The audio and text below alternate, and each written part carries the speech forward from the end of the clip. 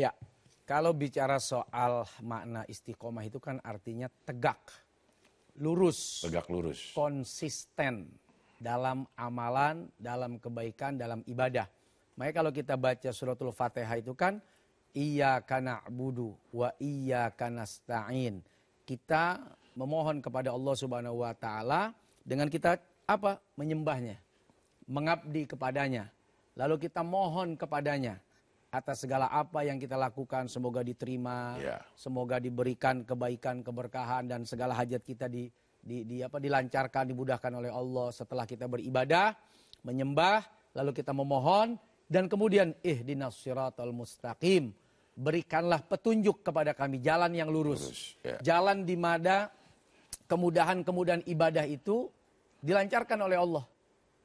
Tegak, tidak berubah, lurus, istiqomah.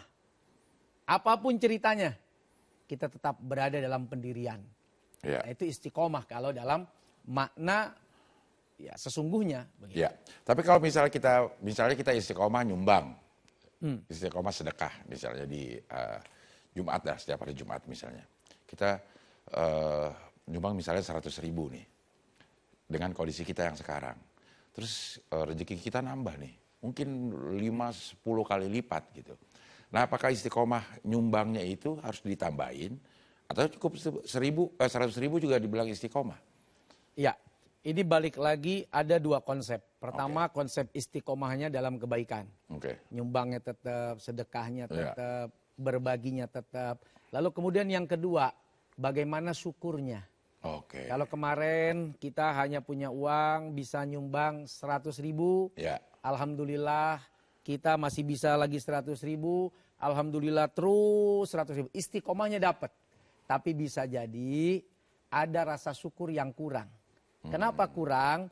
Allah kasih kita 10 kali lipat. Kenapa hanya itu saja yang kita berikan? Bo ya tambahkan.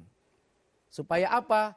Supaya Allah masukkan kita dalam kategori hamba yang bersyukur.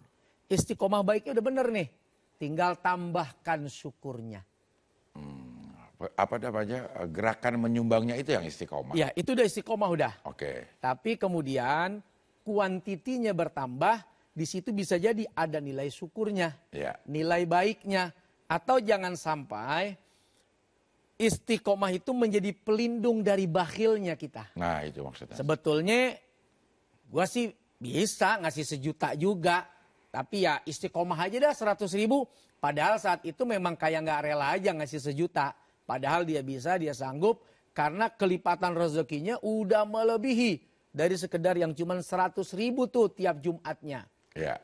Apakah nanti kalau misal kita istiqomah 100.000 bisa dianggap sebagai orang yang tidak bersyukur juga dan akhirnya dicopot tuh satu persatu nikmatnya? Saya rasa soal istiqomah ini satu perkara yang berbeda.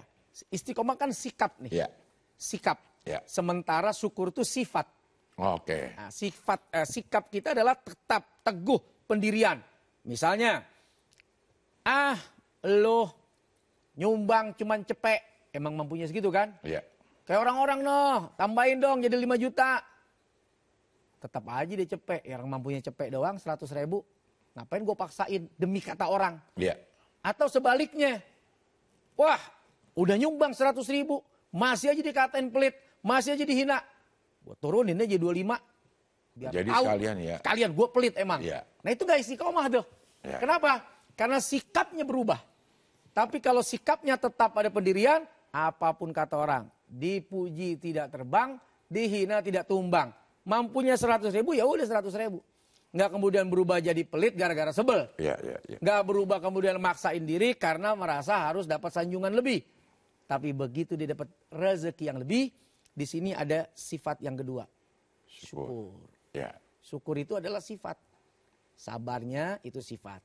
Syukurnya itu sifat. Qanaahnya itu sifat. Oke, baik. Ada pertanyaan dari Instagram dari Nadia ini, Ustaz. Assalamualaikum, Ustaz. Bagaimana caranya supaya kita tetap istiqomah dalam beribadah meskipun keinginan kita belum terwujud? Nah, ini kadang-kadang juga gitu sih. Ada banyak ya. Kayaknya gue udah sholat terus, puasa juga, tapi kok doa gue nggak terkabul-kabul gitu. Jadi bikin semangat kita jadi turun tuh, Ustaz. Ya. Kalau kita merujuk banyak pendapat para ulama bagaimana Allah dengan Rahman Rahim, Karim, Latif, Rozak, Ghani, pokoknya dengan segala kebaikan sifat-sifatnya. Itu melekat pada Allah Subhanahu wa taala.